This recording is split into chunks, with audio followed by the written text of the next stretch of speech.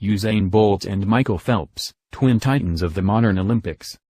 Rio de Janeiro, over to you, Usain Bolt, and the bar is even higher than usual. Michael Phelps and Bolt have been an Olympic 1-2 punch since 2008 in Beijing, where Bolt emerged to tear up the track while Phelps was already an absolute ruler in the pool. On Saturday they will overlap briefly once more, with Phelps, now 31, finishing up one of the most remarkable meets of his career, and with Bolt, fast approaching 30, launching his meet with the first round of the 100 meters. Neither had anything left to prove when they arrived here. Phelps was already the greatest swimmer of all time. Bolt was already the greatest sprinter. But that has not stopped Phelps from pushing himself to more gold medals against new and familiar rivals. And it will not stop Bolt from doing his falsely nonchalant best to hold off old foes like Justin Gatlin and young threats like Travon Brummel, who are hungry to chase him down before he sprints into the sunset. There are rumblings about the Tokyo Olympics in 2020 for Phelps, who came out of retirement in 2014. Bolt, who has said Rio will be his last Olympics, has been an unreliable source on his plans in the past. But this certainly looks like last call, and the games will not be the same without them. It takes a decade of succeeding under biggest race pressure to become this level of must-watch Olympian. Bolt dominates his field in a way that is unique in living memory and has achieved a global celebrity that is almost comparable to Pelé and Muhammad Ali, said Tony Collins, a British sports historian. Phelps's achievement at the Olympics is unlikely ever to be matched.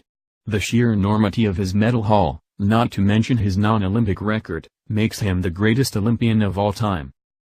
But the Olympics have entered very turbulent waters.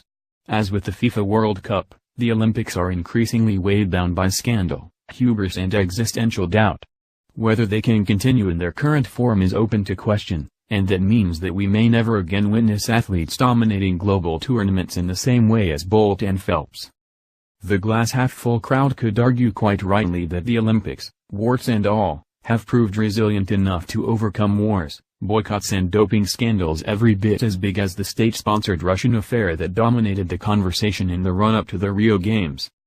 Other dominant athletes will inevitably emerge, driven characters like the American swimmer Katie Ledecky, who at 19 is just getting started.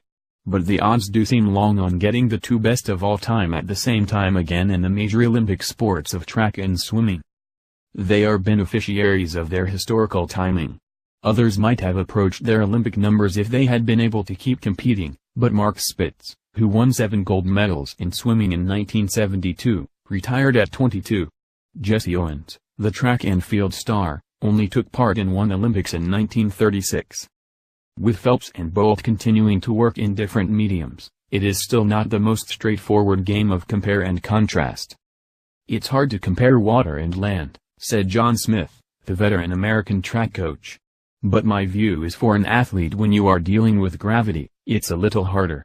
When you are dealing with buoyancy, it's a little easier. Aquatic types can certainly disagree, but running a straightaway seems to hold more universal appeal than doing laps in a pool. There is no debate that Phelps has always had the edge in medals and Bolt the edge in charisma.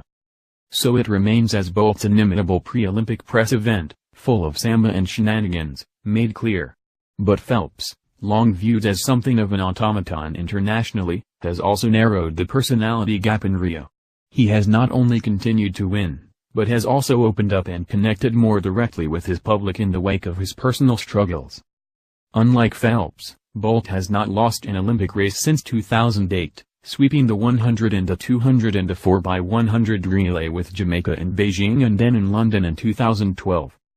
Nor has he been beaten at the World Championships during that span, his only loss coming when he was disqualified after a false start in the 100 in 2011 in Daegu, South Korea.